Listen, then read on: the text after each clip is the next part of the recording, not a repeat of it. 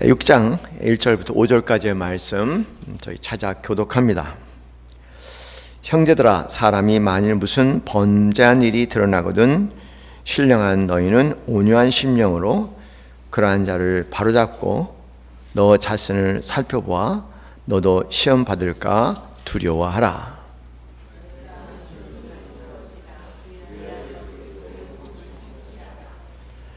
만일 누가 아무것도 되지 못하고 된 줄로 생각하면 스스로 속임이라.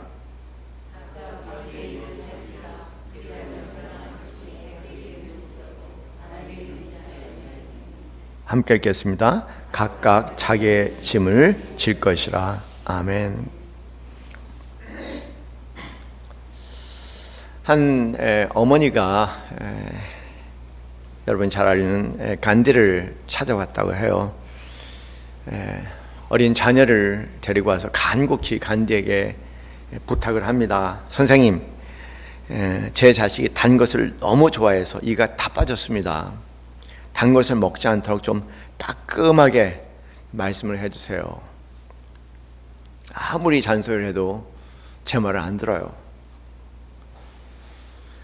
그 얘기를 듣고 간디가 이 소년을 가까이 불렀다고 얘기합니다. 그리고 귀에 뭐라고 소근소근 됐나 봐요. 뭐 얘기는 별게 아니라 단 거 많이 먹지 마라, 몸에 해로우니까, 그 말을 했다고 합니다. 그리고 보내면서 그 어머니에게 일주일 후에 얘 데리고 다시 오십시오, 그렇게 얘기하더랍니다. 일주일 후에 다시 어머니가 얘를 데리고 왔습니다. 그러면서 아무 효과가 없었습니다, 그렇게 얘기를 하더래요. 그랬더니 또 간디가 또 그 아이를 또 불러서 얘야, 단 것을 많이 먹으면 해로우니까 먹지 말라, 그렇게 이야기를 하더랍니다. 엄마가 참 이상하다는 생각이 들었대요. 의아했지만 역시 간디는 일주일 후에 다시 오라는 말을 하더랍니다. 그래서 다시 또 돌아갔다가 일주일에 돌아왔습니다. 당연히 효과가 없었죠. 그러면 선생님 그렇게 말씀하셨지만 애는 달라진 게 하나도 없어요. 항의적으로 얘기를 합니다. 그런데 이제 그 말을 듣고 한 간디가 아닙니다, 그렇잖아요. 오늘은 꼭 효력이 있을 겁니다, 그렇게 얘기를 하더랍니다. 그러면서 똑같은 말을 이제 반복을 한 거죠. 그러면서 오늘은 꼭 효력이 있을 겁니다, 그렇게 얘기를 했다고 합니다. 그런데 진짜 효력이 있었어요. 그래서 이제 엄마가 달려와서 세 번째 똑같은 얘기를 반복하셨는데 어떻게 이런 효과가 나타날 수 있었습니까? 라고 물었더니 사실은 저는 한 주간 제가 단 것을 끊고 결단을 하고 단 것을 끊고 이따가 얘한테 말을 했으니까, 내가 단 것을 일주일 동안 끊었으니까 얘도 일주일 동안 단 것을 끌 것이다, 그런 확신이 들어서 그렇게 얘기했다, 그렇게 말씀을 하더랍니다. 여러분, 무슨 말입니까?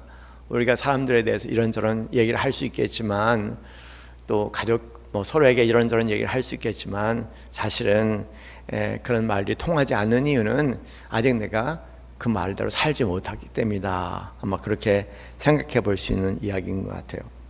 이 판단, 비판, 정죄에 대해서 예수님께서 마태복음 18장 15절 17절 말씀 보면 굉장히 엄하게 말씀하세요. 내 형제가 너에게 죄를 짓거든 가서 단둘이 있는 자리에 그에게 충고하라. 프라이빗하게 얘기하라는, 퍼블릭하게 얘기하지 말고 개인적으로 불러서 얘기하라는 겁니다. 그가 너의 말을 들으면 너는 그 형제를 얻는 것이다. 그러나 듣지 않거든 한두 사람을 더 데리고 가라. 그러니까 이제 1대1이 안 된다면 증인을 세우라는 거죠. 대개 증인이 2사람이 필요하니까 본인까지 해서 3사람이 될 겁니다. 그리고 그 두세 증인의 입을 빌어서 확정을 지으라고 말씀하십니다. 그럼에도 불구하고 3사람이 다 동의를 했어요. 당신 큰 죄를 잘못했습니다, 그렇게 얘기를 했는데도 불구하고 그 말을 듣지 않거든 뭐라고 말씀하시면 교회에게 말하여라. 교회의 말조차 듣지 않거든 그를 이방인으로 대하라는 거예요. 그리고 세리와 같이 아주 저급한 자로 대하라는 겁니다. 아주 상종할 존재로 생각하지 말라. 굉장히 엄한 얘기세요. 그런데 요한복음 8장 1절부터 11절까지 말씀을 보면은요, 굉장히 이 말에 모순되는 말씀을 하세요. 예수님이. 여러분 아시잖아요. 예수님께서 이제 감난산으로 떠나서 성전으로 가셨을 때 이제 가시는 중에 그 서기관과 바리새인들이요, 예수님을 시험하기 위해서 가나다가 잡힌 여인을 세우잖아요. 그 다음에 이 여인을 재판을 하라고 얘기합니다. 죄송합니다. 그랬더니 이제 만약에 예수님께서 여인을 이제 재판을 하면은 말 그대로 이제 뭐 모세 율법에 따른 돌로 쳐 죽여라 이렇게 얘기할 텐데, 그렇게 되면은 로마법에 걸리는 거예요. 그렇게 하지 않으면은 또 유대인법에 걸리는 거. 이래나 저래나 아주 빠져나갈 수 없는 구멍을 만든 거죠. 그런데 뭐 예수님께 천재라는 말이 가능한 얘기인지 모르겠지만 우리 범인으로서는 대답할 수 없는 대답을 하신 거죠. 서기관과 바리새인들에게 너희가 깨끗하면, 죄가 없으면은 이 여인에게 돌을 던지라고 얘기를 하죠. 그리고 시간을 뒀어요. 침묵이라는 것은 묘한 힘을 가지고 있는 것 같아요. 조용할 때 자기 자신을 돌아보게 되지 않습니까? 그 어간에 주님은 그 말을 하고 무엇을 바닥에 쓰셨다. 그 얘기는 바닥에 쓴 내용은 뭐 그게 중요한 거 아니고, 사람들을 하고 자기 자신을 되돌아볼 수 있는 그런 시간을 줬던 것 같아요. 돌아보니까 이런 간음에서 본인들이 결코 자유할 수 없다는 생각을 갖게 된 거죠. 그래서 차마 이제 돌을 던지지 못합니다. 그리고 하나씩 양심의 가책을 얻었다, 그렇게 9절이 말씀하십니다. 요한복음 8장 9절 말씀에 가책을 받아서 어른으로부터 시작해서 젊은이까지 하나씩 그 자리를 떠나고 여자 혼자만 남게 됐다 얘기합니다. 예수님께서 일어나셔서 여자에게 아무것도 없는 것을 보시고 이르시되, 여자야, 너를 고소하던 그들이 어디 있느냐, 너를 정죄하던 사람이 어디 있냐, 그렇게 얘기하지 않습니까? 그랬더니 이제 그 여인이 주여 없나이다 이렇게 얘기합니다. 여기 참 여기가 이제 소위 그 작가들의 상상력이 많이 발동할 수 있는데, 왜 이런 말씀을 하셨을까? 예수께서 가라사대 나도 너를 정죄하지 아니하노라. 그러니까 이제 어느 분 표현에 의하면, 어느 작가의 표현에 하면 예수도 가늠하는 마음이 있었기 때문에 본인들 이렇게 정죄할 수 없어서 이렇게 말씀하셨다. 하여간 소설 작가들은 작가예요. 그냥 작가들 만들어낸 스토리를 만들어내는 사람들 아닙니까? 그래갖고 이제 그 독자들을 모으는 사람이니까. 어쨌든 간에 예수님께서는 나도 너를 정죄하지 않노라 말씀하시면서 가서 다시 죄를 범하지 말라 이렇게 얘기합니다. 한 곳에서는, 앞에서는 마태복음에서는 이제 이 범죄한 사람에게 이제 엄하게 대할 것을 말씀을 하시면서, 또 요한복음 8장 말씀에서는 나도 너를 정죄하지 않는다 이런 말씀을 하게 됩니다. 그런데 이 두 개의 말씀이 굉장히 다른 말씀인 것 같지만 여기에 적용되는 원리는 똑같아요. 적용되는 원리는 똑같습니다. 다시 말해서 우리가 내가 정죄하고자 하는 것 죄에서 자유할 수 있다면 정죄할 수 있겠지만, 그러나 내가 자유할 수 없다면 정죄할 수 없다는 겁니다. 그래서 이제 마태복음 18절 말씀에 형제가 범죄하거든 이렇게 얘기하시는 말씀에도 이 내용이 내포가 돼 있어요. 이 말씀이.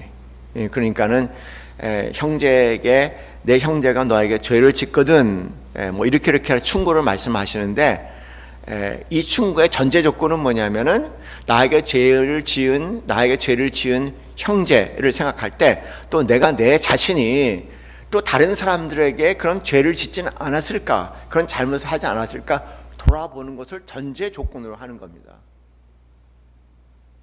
그런 면에서 성경에서 얘기하는, 예수님께서 얘기하는 판단과 그 다음에 정죄의 조건은 뭐냐면은 내가 말하고자 하는 것에서 정말 자유할 수 있을 때, 그럴 때 우리는 그것을 행할 수 있다라고 말씀하시죠. 그런 원리적인 측면에서 오늘 본문의 말씀은 두 개의 말씀은 상반되는 것 같지만은 여전히 같은 원리를 말씀을 하고 계십니다. 그 원리는 그겁니다. 자신을 돌아보고 판단하라. 자신을 돌아보고 판단하라. 과연 나는 그런 연약함과 그런 부족함과 그런 허물과 그런 죄상에서, 그런 불완전성에서 과연 나는 자유할 수 있겠는가? 그런 측면에서 자기 자신을 돌아보고, 그리고 판단과 비판을 하지 말라는 얘기가 아니라, 그걸 금하라는 얘기가 아닙니다. 그 얘기가 아니라 그런 걸 하되 먼저 자기 자신이 거기에서 과연 얼마만큼이나 자유할 수 있는가, 그 자유할 때 비로소 우리는 그것을 그렇게 할 수 있다, 그렇게 말씀을 드릴 수 있는 거죠. 그런 면에서 우리가 앞에서 살펴봤던 마태복음 7장 12절 말씀에 황금률의 말씀과 그걸 은금률이라고 말씀하신 똑같은 원리가 적용이 돼요. 무엇이든 간에 남에게 대접받고 싶은 대로 너희도 남을 대접하라는 말씀. 그래서 은금률로 번역하면 무엇이든지 내가 원치 않는 것으로, 내가 대접받고 싶지 않은 것으로 남에게 대접하지 말라. 이 말씀이 이렇게 또 여기 똑같이 적용이 된다, 그렇게 말씀할 수가 있습니다. 오늘 본문 말씀도 그런 원리가 그대로 담겨져 있죠. 오늘 본문 말씀은 그게 시작이 됩니다. 형제들아, 사람의 많이는 무슨 범죄한 일이 드러나거든, 그렇게 얘기합니다. 만약 어떤 사람들이 죄가 드러나거든, 죄를 범한 것이 드러나거든. 첫째, 신령한 너희는 온유한 심령으로, 이렇게 말씀하죠. 신령한 너희는 온유한 심령으로. 이 말씀은 뭐냐면 이 형제들에게 하는 말인데요, 이 어떤 사람이 범죄한 것이 드러날 때 그것을 대하는 형제들에 대해서 첫 번째 말씀하신 것이 뭐냐면 신령한 너희는 온유한 심령으로 말씀하세요. 신령한 너희란 뜻은 정확히 해석하면 성령에 따라 사는 너희는, 이런 표현이에요. 성령에 따라 사는 너희는, 성령에 따라 사는 너희는 온유한 심령으로 그런 자를 바로잡으라고 말씀하십니다. 여러분, 성령에 따라 산다, 이게 뭘 얘기할까요? 성령에 따라 사는 너희는, 그래서 우리가 누군가를 판단하고 비판하게 될 때 우리가 가져야 할 첫 번째 자세는 뭐냐면 성령에 따라 사는, 이런 표현이에요. 성령에 따라 사는. 그럼 뭐가 있습니까? 내가 만약에 성령에 따라 산다면 성령의 열매가 들어가죠. 사랑, 여기에 사랑이 담겨져 있는가, 희락, 화평이 담겨져 있는가, 오래 참음이 담겨져 있는가, 자비가 들어가 있는가, 충성이 들어가는가, 온유가 들어가는가, 절제가 들어갔는가.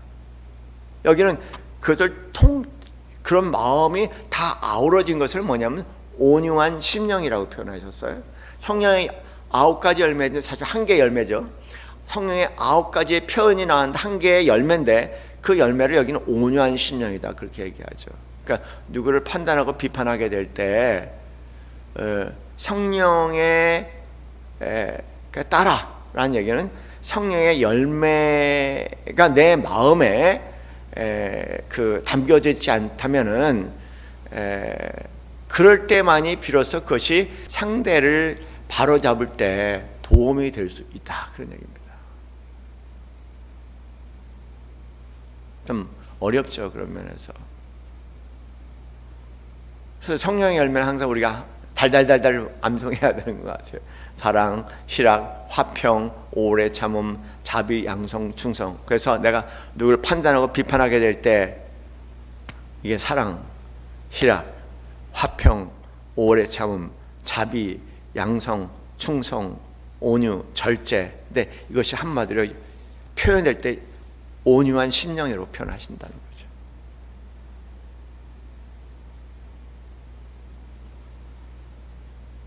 그런 마음으로 충만하게 될 때 그때 비로소 그렇게 범죄한 자를 바로잡게 될 때 그냥 바로 잡는 것이 아니라 그 마음이 상대의 마음을 움직여서 내가 하는 말이 의미 있게 되고 내가 하는 말이 상대로 하여금 움직이게 하는 그런 것이 될 수 있겠죠. 되게 우리가 어떤 범죄한 사람들을 보면은 의외로 굉장히 부정적인 감정으로 가득 차 있잖아요. 그건 성령 충만으로 성령의 열매로 온유한 심령으로 맺어지는 심령하고 전혀 다른 마음입니다. 그런 상태에서는 어떤 바로잡음도 결코 바로잡음이 될 수 없다는 사실, 굉장히 도전적인 말씀인 것 같아요. 참 엄청 도전적입니다. 저를 돌아보니까 말도 안 되는 말인 것 같아요. 내가 누구를 판단하고 비판하게 될 때 언제 내가 내 안에 그 성령의 열매들, 성령에 따라 성령의 열매들을 점검하면서 돌아볼까 생각해 보니까 그런 적이 한 번도 없었던 것 같아요. 그냥 어떤 인간의 어떤 그 본능에 의한 어떤 거친 마음에서 항상 하죠. 그래서 좋은 말도 좋은 말이 아니었구나, 그런 마음에서 나는 것은 좋은 말도 좋은 말이 될 수가 없어요. 상대에게 아무런 유익이 되지 않고 내 자신에게도 아무 유익이 되지 않는 거죠. 참 어렵다. 정말 어렵다. 정말 어렵다.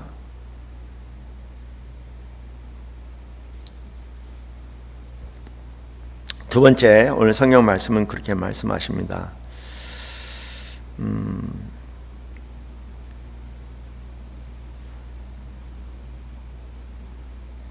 여러분 자신도 그런 시험을 받지 않도록 주의하십시오.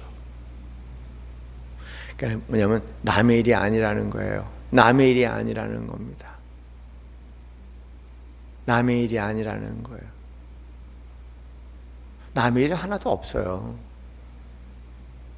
남의 일 하나도 없습니다.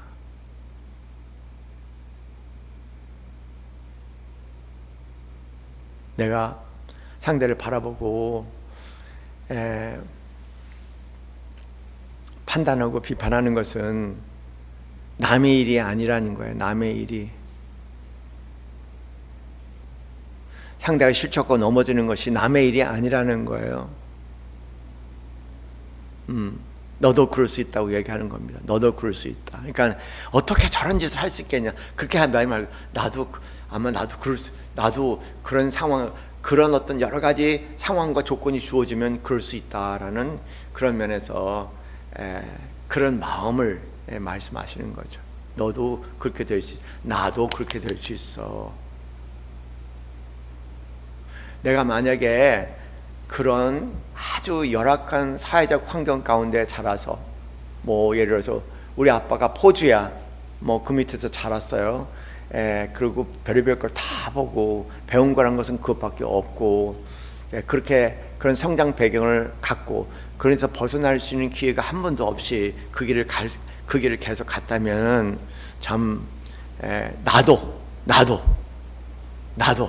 그런 그분이 주어진 조건 똑같이 간다면은 나도 그럴 수 있다는 거예요.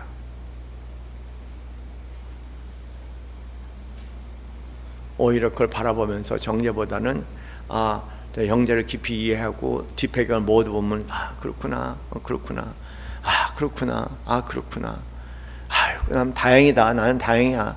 나는 그런 환경과 그런 처지에서 성장하고 자라지 않았고 그런 환경적인 조건에 있지 않으니까 참 다행이다. 참 다행이다. 그런데 너무 안 됐구나. 나 똑같은 조건이 주어졌다면 또 다른 삶을 살 수 있었는데 바보같이 저렇게 사느냐, 그런 말 하지 않는 것 같아요. 다 열심히 살아요.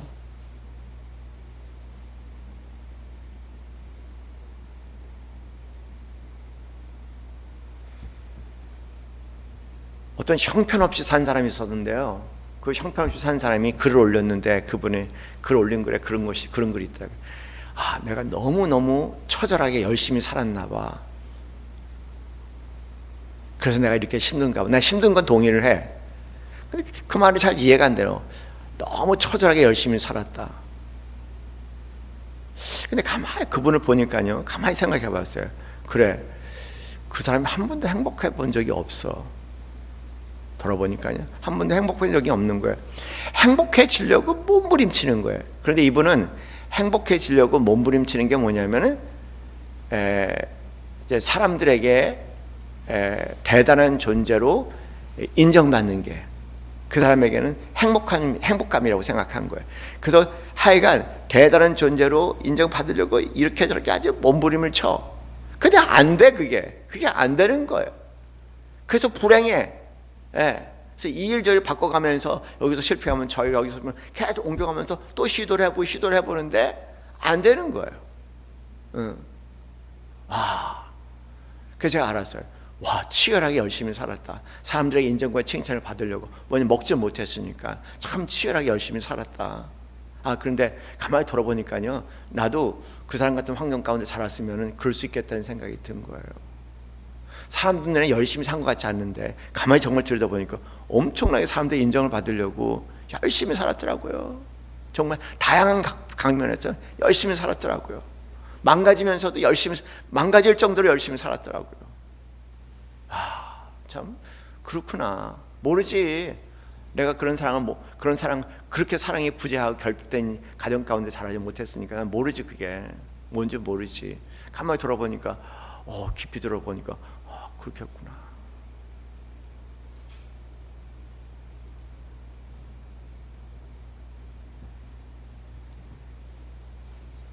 우리에게는 겸손이 필요한 것 같아. 그런 면에서 나는 아니다가 아니라 아이고 하나님의 은혜가 그래도 여기까지 날 지켜주셨구나. 우리 상대에 대한 기도의 마음이 들어가야 될 것 같아요. 세 번째, 오늘 본문 말씀에서 너희가 서로 짐을 지라 그리하여 그리스도의 법을 성취하라 이렇게 말씀하세요. 여러분 이제 우리말과 영어는 참 달라요. 참 달라요.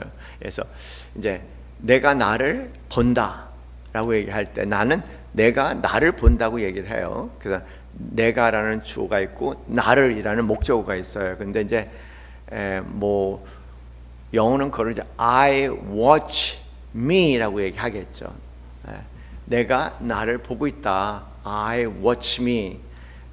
근데 영어는 I가 있고 me가 있어. 근데 우리말에는 주어 나는, 그다음에 목적어 나를, 나 똑같아. 근데 이제 조사만 다른 거야. 주어격 조사와 목적격 조사만 다르지. 그 나라는 단어는 똑같아. 근데 영어는 달라요. I me야, I me 전혀 달라요. 왜 이 말씀을 드리냐면은 자기를 이렇게 자기를 좀 객관적으로 바라볼 수 있는 사람 있어요. 자기가 말하고 행동하는 것을 관찰할 수 있는 사람이 있다니까요. 내가 이 사람과 이런 말을 하구나. 상대하고 얘기를 하면서 내가 이런 말을 했더니 상대가 이렇게 반응하고 또 저런 말을 했더니 상대가 이렇게 반응하고 내가 이렇게 말을 하고 내가 이렇게 행동하는구나. 어떤 상황 가운데서 계속 자기를 그렇게 주시를 하는 거예요. 그런 사람들이 있어요. 탁월한 사람들입니다. 그러면서 I watch me라고 얘기해. I watch me. 나는 내가 나를 본다. 자기를 좀 객관화해서 거리를 두고 바라볼 수 있는 능력이라고 얘기하죠. 이것은 전문용어로 메타인지라는 아주 어려운 단어가 있어요. 공부 잘하는 특징이 메타인지가 발달되어 있다는 거예요. 내가 나를 볼 수 있다는 거예요. 내가 나를, 그러니까 내 생각이 빠지는 거예요. 내가 나를 객관적으로 볼 수 있어서 어느 부분이 부족한지, 어느 부분을 만들어야 될지 그런 것들을 볼 수 있는 객관적인 눈을 가지고 있다는 겁니다. me라고 얘기해요. 그런데 이 me라는 존재, I watch me라고 얘기하는 주어고 내가 나를 본다. 이 me는 내가 나를 보는 것뿐만 아니라 다른 사람들도 나를 또 볼 수 있는 거야. 그러면서 me라는 것은 특이한 거예요. 어떤 객관적인 어떤 존재를 얘기하죠. me. 근데 여러분, 우리가 우리 자신을 객관적으로 가만히 보기 시작하면요, 굉장히 이제 당황할 수가 있습니다.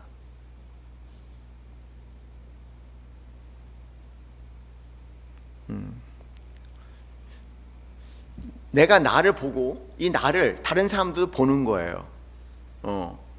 그래서 나는 여기 있지만, I는 여기 있지만 B라는 나라는 존재는 여기 있단 말이에요. 나도 보고 너도 보고 모든 사람들이 볼 수 있는 존재예요. 이 존재가. 미는 굉장히 특이한 존재입니다. 미. 객관적인 존재야. 그런데 이 객관적인 존재에 또 다른 이름을 붙일게요. 이 객관적인 존재를 뭐라고 하냐면 공통감이라는 단어로 제가 표현합니다. 객관적인 존재, 공통감이야. 나도 볼 수 있고 너도 볼 수 있고 너도 볼 수 있고 너도 볼 수 있어. 그렇구나. 그렇게 우리 모두 함께 볼 수 있는, 이렇게 함께 볼 수 있는 존재를 공통감이라고, 미라는 존재는 공통감이라고 얘기합니다. 여러분, 인간의 공통감이 뭘까요?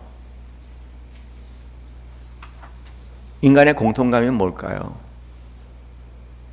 불완전한 존재예요. 영원히 성숙을 향해서 지나가는 미성숙한 존재고요, 완전을 지향하고 있는 불완전한 존재입니다. 인간은 어쩔 수 없는 한계를 가지고 살아가는 존재예요.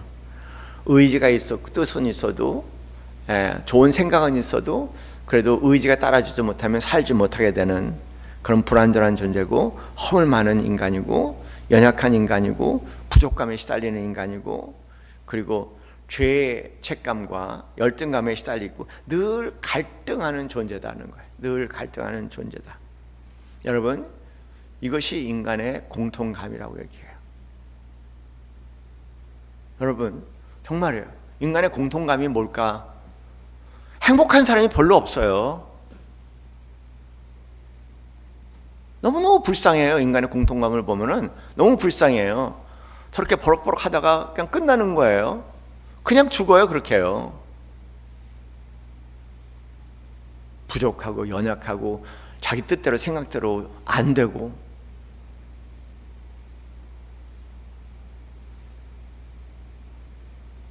그걸 공통감이라고 얘기합니다. 객관적인 존재로서 인간, 공통감으로서 인간은 참 삶이 짐이다.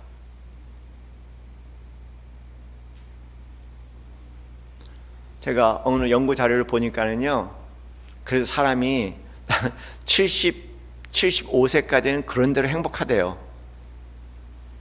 어떻게 75세를 나눴을까? 연구 자료가 나왔으니까 75세까지는 그런 대로 행복하다. 근데 75세 넘어서는 많은 사람들이 우울증에 빠진다는 거예요. 죽음이라는 게 너무 가까우니까, 너무 실감이 나니까. 근데 74세까지도 좀 덜하대요. 근데 75세를 넘어가면서 그게 그렇게 실감 있게 다가온다네요. 뭐 심한 걸 게 별로 없나 봐요. 그 외에는. 그래서 아직도 몇 년 더 잘 누려야겠다. 그런 마음도 있습니다. 그런데 그것이 인간의 공통감이에요. 불완전해. 뜻대로 생각대로 안 돼. 아무리 고상한 뜻을 품고 있어도 의지가 따라주지 않아. 끊임없는 어떤 무의식의 어떤 욕망에 끌려다녀.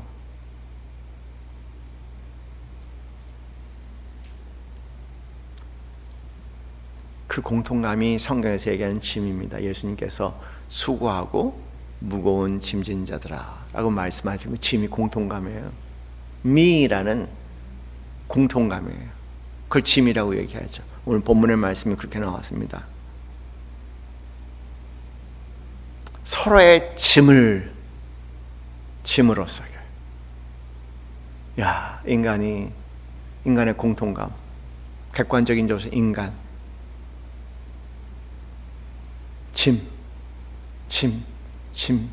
짐을 지고 사는구나. 짐을 지고 살아. 나도 짐을 지고 살고 너도 짐을 지고 살고 짐을 지고 사는구나. 그래서 뭐라고 말씀하셨습니까? 그 뒤에 뭐 범죄에 대한 형제가 죄를 짓거든 이 말씀하시면 뭐라고 말씀하십니까? 너희가 서로 짐을 지라. 서로 긍휼히 여기라는 거예요. 너의 짐을 안다면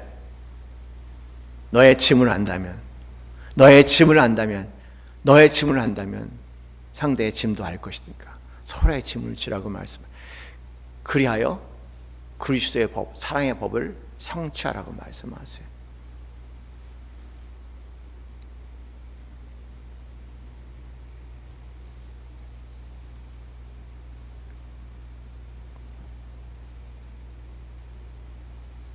판단 금지를 넘어서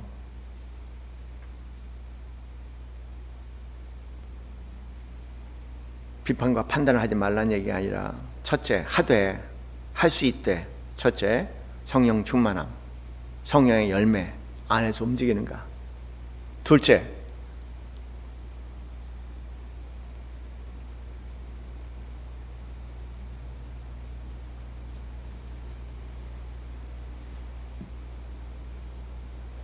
나는 그런 종류의 죄에서 자유할 수 있을까? 그런 종류의 죄는 아니라도 다른 종류의 죄에서 과연 자유할 수 있을까? 이 죄의 문제에서 과연 자유할 수 있을까? 생각해 보라고 말씀하십니다. 세 번째, 인간의 공통분모, 공통감이라고 얘기하는 무거운 짐, 예수님께서 말씀하신 무거운 짐, 너도 지고 있는 무거운 짐, 그대도 지고 있는 무거운 짐, 그 짐을 바라보면서 서로의 짐으로 그리스도의 사랑의 법을 성취하라고 말씀을 하십니다. 그럼 마지막 네 번째, 자기의 짐을 지라고 말씀하세요. 자기의 짐. 자기의 짐에 대해서 오늘 성경 말씀은 좀 특이하게 말씀하시죠. 5절 말에서 각각 자기의 짐을 질 것이라 말씀하시는데, 그 내용은 3절부터 시작이 됩니다. 만일 누가 아무것도 되지 못하고 된 줄로 생각하면 스스로 속임이라. 각각 자기의 길을 살피라. 그래야 자랑할 것이 자기에게 있어도 남에게는 있지 아니하리니 각각 자기의 짐을 질 것이라. 이렇게 말씀하세요. 되게 보면 우리가 사람을 판단하고 정죄하는 이면에는 뭐냐면 자기 우월감이 담겨 있는 것 같아요. 자기 우월감. 뭔지 모르게 이상하게 상대의 부족한 부분과 연약한 부분을 보면요, 내가 가지고 있는 약점을 싹 잊어버려요. 나의 험과 부족한 부분이, 내가 보기에도 내 자신이 한심한 부분이 굉장히 많거든요. 그런데 약간 한심한 상대를 보면 내 한심은 어느 순간 자리를 비워버리는 것 같아요. 좀 특이한 인간이요. 아주 신통방통해. 어떻게 그렇게 이렇게 기도하고 회개하고 눈물 콧물 다 흘리고 난 다음에 딱 뒤돌아서는데 자기 마음에 거슬리는 사람 딱 보면요, 앞에서 막 콧물 눈물 흘리고 회개했다고 싹 다 잊어먹어요. 그리고 그냥 상대의 부족한 부분에 대해서 뭐라고 하고 싶은 마음이 팍 일어나는 거죠. 인간이 참 모르겠어요. 도대체 왜 이렇게 생겨먹었는지. 저도 참 싫어, 이렇게 생겨먹은 게. 어쩌다 이렇게 생겨먹었을까? 도대체 뭔 일이 일어난 것일까?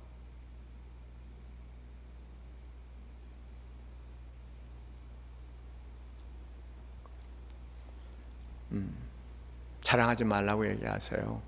그냥 내가 뭐 하나 잘하는 거 있다. 사실 잘하는 것도 짐이에요. 내가 짐이 또 다른 의미의 짐이 나온 거죠. 예수님께서 얘기한 짐뿐만 아니라 또 다른 짐이 나온 거예요. 우리가 뭐를 잘하려면 다 잘하는 것도 짐이야. 뭐 잘하려는 것도 다 짐이에요. 뭐 남을 조금 나으려는 것도 막 짐이야. 그 수준에 이르기 위해서 뭐 정말 짐을 지고 거기까지 간 거예요. 그런데 그걸 가지고 내가 너보다 낫지 라고 자랑하는 마음, 그러면은 우리는 그 마음이요, 상대를 판단하고 비판하게 된다, 그 얘기죠.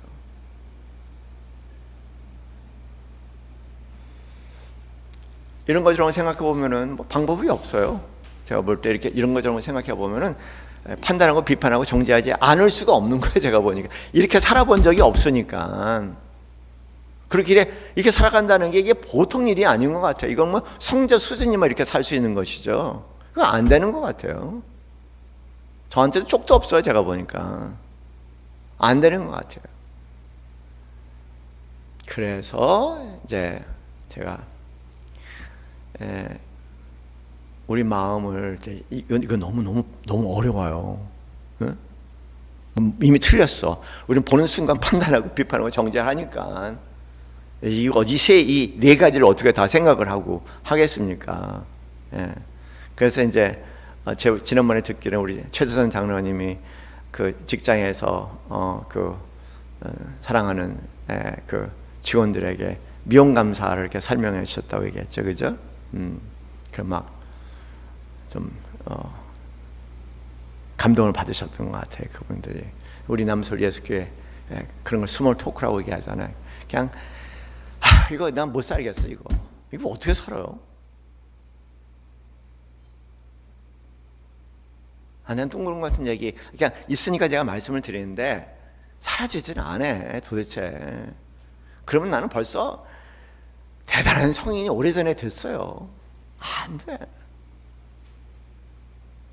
그래서 좀 낮은 수준이라도 붙잡고 살자. 그래서 미용 감사라도 좀 하면 그냥 보는 것마다 그냥 속으로 미용 감사 미안합니다. 왜냐하면 정죄하면 항상 일어나니까. 일어나기도 전에 무조건 미안합니다, 용서합니다, 용서하세요, 감사합니다, 사랑합니다. 이 말은 뭐냐면 내 안에 습관적으로 일어나는 미용 이 판단과 정죄에서 좀 나를 지키고자 하는 마음이죠. 그래서 제가 여러 가지 어려운 말씀을 드렸지만은 그냥 오늘은 그냥 미용 감사 다시 한번 마음의 미용 감사하시고요. 오늘 보면은 뭐든지 항상 판단을 해. 보면은 아유 징그러. 보면은 판단을 해요. 보면을 정죄해요. 아이고. 그래서 그냥 보는 것 족족 먼저 미리 예방하는 게 뭐냐면 미안합니다, 용서해서 감사합니다, 사랑합니다. 미안합니다, 용서해서 감사합니다, 사랑합니다. 네, 그게 아주 간단하잖아요, 그죠? 다 성경적인 얘기예요. 네, 미안합니다는 회개하는 마음, 용서하는 마음은 내가 판단하고 정죄했다면 당연히 용서를 구하겠죠. 네, 그리고 더 나아 사랑을 그 나를 견뎌주는 모든 대상에도 감사하고 그리고 사랑해야 되니까 미용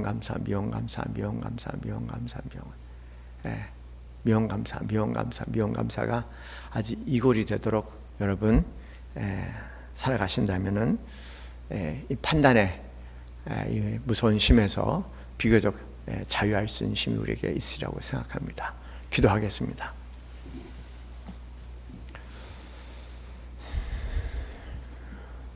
하나님,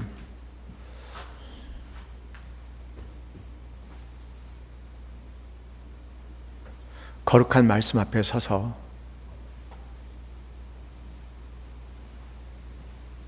말씀을 다 알고 있지만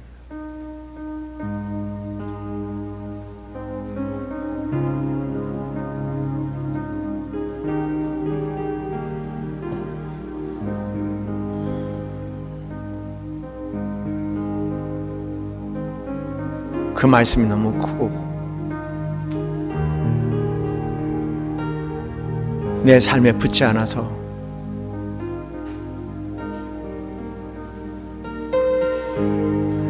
세상적인 얘기를 한 것 같아 마음이 불편합니다. 그러나 진심을 말씀을 드렸습니다. 이 자리에서 우리 사랑하는 성도들 앞에 거짓말을 할 이유는 없는 것 같습니다. 살지 못하는 것으로 산다고 얘기할 이유는 하나도 없을 것 같습니다. 어느 날 그것이 더 큰 죄인 것도 알게 됐습니다. 주님께서 가장 싫어하는 위선자의 모습인 것을 알게 되었습니다.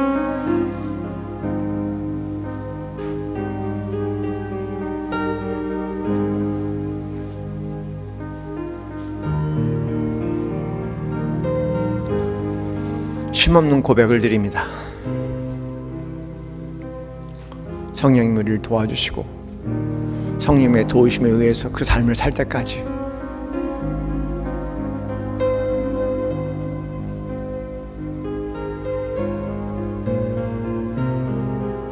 생각나는 것마다, 보는 것마다, 듣는 것마다 자기 우월감을 드러내는 판단과 비판과 정죄의식에서 자유할 수 있는, 말도 안 되는 자기 우월감에서 나를 지킬 수 있는 은혜를 주시고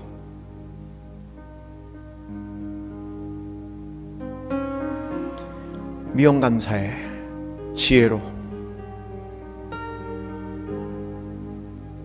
우리의 마음을 잘 다스리며 주님의 말씀이 우리 몸에 체화되는 그날이 되기까지 부단하게 그 길을 걸어나갈 수 있도록 인도하여 주시옵소서. 주님 사랑합니다. 주님 사랑합니다. 언제 어디서나 우리 주 예수 그리스도의 보혈을 붙잡을 수 있어서 너무나 큰 은혜입니다. 우리의 모든 부족한 부분을 아시고 하나님의 섭리 가운데 참 놀라우신 십자가의 보혈을 바라보며 살아갈 수 있도록 인도해 주셔서 감사합니다. 더욱더 즐기게 하옵소서. 더욱더 누리게 하옵소서. 주님 감사합니다. 주님 감사합니다. 우리에게 늘 십자가에 은혜가 있음을 감사합니다. 감사합니다. 감사합니다. 감사합니다. 이제는 우리 주 예수 그리스도의 그 크신 은혜와 하나님 아버지의 직하신 사랑과 성령님의 교통교감하심이 오직 하나님의 은혜에 묻혀 하나님의 능력 가운데 살아가기 소원하는 이제는 사랑하는 모든 성도들 머리 위에 지금부터 영원까지 함께 있기를 간절히 축원하옵나이다. 아멘.